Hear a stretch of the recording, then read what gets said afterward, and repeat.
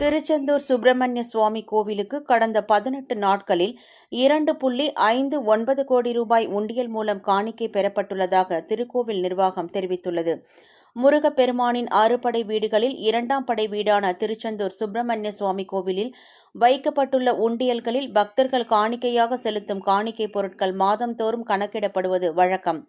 அதன்படி கடந்த ஜூன் 2ஆம் தேதி உண்டியல் காணிக்கை பொருட்கள் கணக்கிடப்பட்டன.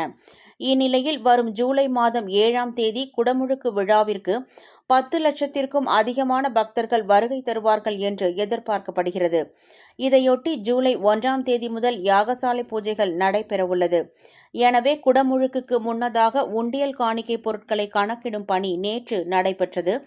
கோவில் வளாகத்தில் உள்ள வசந்த மண்டபத்தில் நடைபெற்ற இந்த பணியில் சிவகாசி 14 சித்தர் மடம் குருகுல வேத பாடசாலை உழவார பணி குழுவினர் மற்றும் கோவில் பணியாளர்கள் ஈடுபட்டனர்.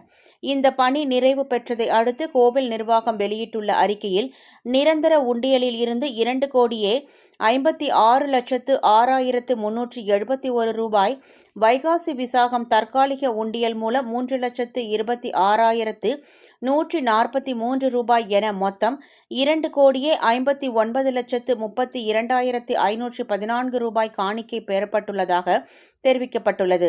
மேலும் தங்கம் 1,515 கிராமும், வெள்ளி 17,096 கிராமும், 883 வெளிநாட்டு பணமும் காணிக்கையாக பக்தர்கள் செலுத்தியிருப்பதாக கோவில் நிர்வாகம் கூறியுள்ளது.